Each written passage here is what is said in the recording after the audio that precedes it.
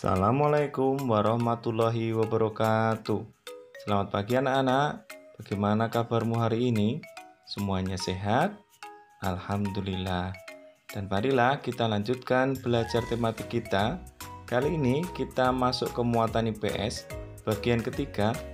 Nah, siapkan semuanya, alat tulis, buku paket, dan semangatmu. Masih bersama Pak Joko? Mari kita belajar bersama.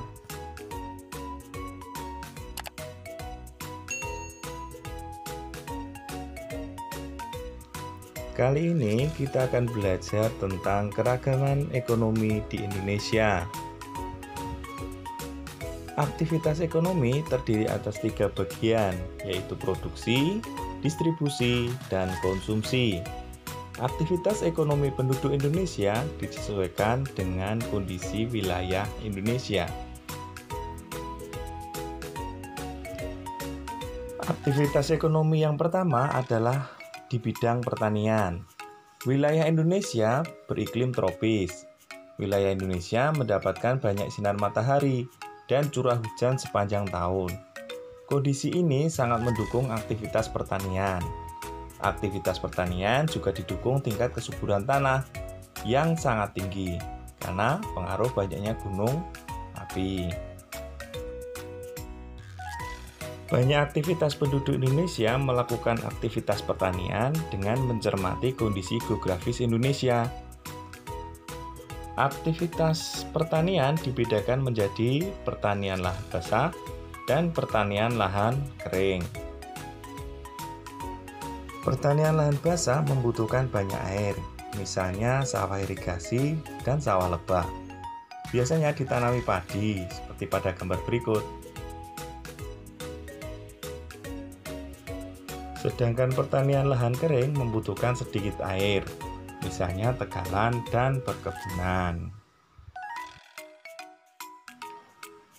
Aktivitas ekonomi yang kedua adalah di bidang peternakan.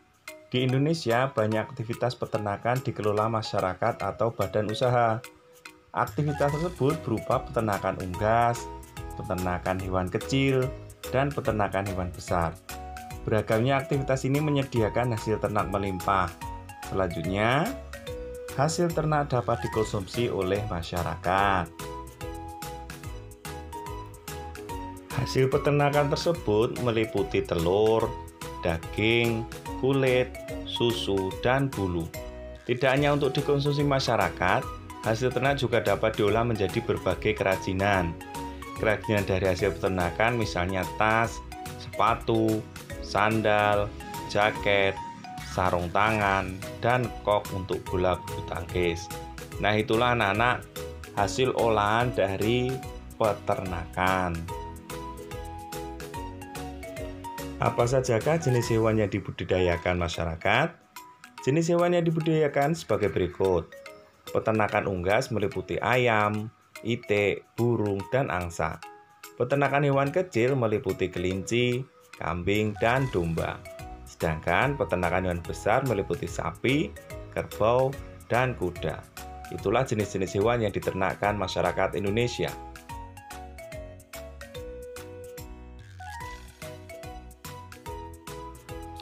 Aktivitas ekonomi yang ketiga yaitu di bidang perikanan. Sekitar 2/3 luas wilayah Indonesia berupa perairan. Fakta inilah yang menjadikan Indonesia dikenal sebagai atau dengan sebutan negara maritim. Luasnya wilayah perairan menyimpan potensi kekayaan alam yang melimpah. Potensi ini dimanfaatkan masyarakat untuk mengembangkan aktivitas perikanan. Aktivitas perikanan dilakukan secara tradisional. Kondisi menyebabkan produksi hasil perikanan di Indonesia belum optimal. Aktivitas perikanan dikelompokkan menjadi perikanan tangkap dan perikanan budidaya. Yuk kita jelaskan satu persatu. Aktivitas perikanan tangkap dilakukan oleh nelayan dengan cara menangkap ikan di laut. Sedangkan aktivitas perikanan budidaya dilakukan di darat atau di perairan payau. Budidaya ikan di darat dilakukan di kolam, sungai, sawah atau mina padi, waduk atau bendungan, atau danau. Contohnya budidaya ikan lele, mas, nila, dan mujair. Budidaya ikan di perairan Payau dilakukan di tambak di pesisir pantai.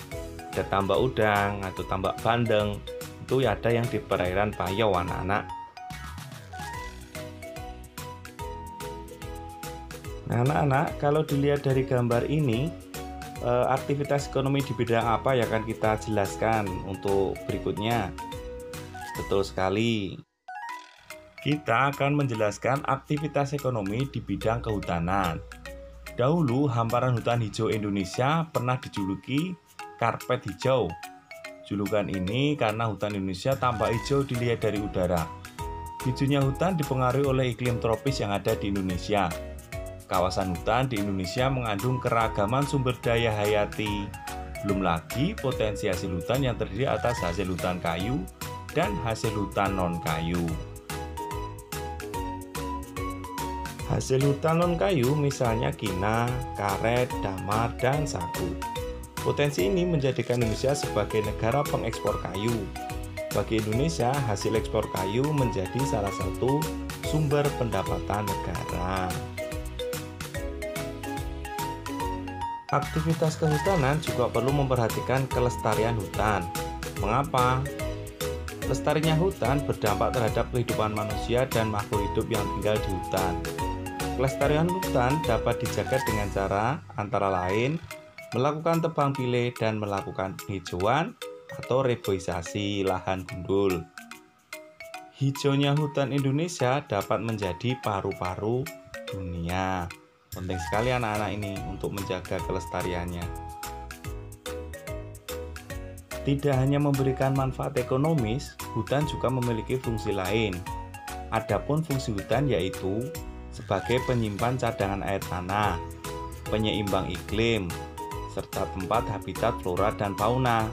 Bahkan kawasan hutan juga dimanfaatkan untuk objek wisata. Karena banyaknya manfaat hutan, kelestarian hutan hendaknya selalu dijaga. Penting ini biar kita tidak kehilangan hutan kita.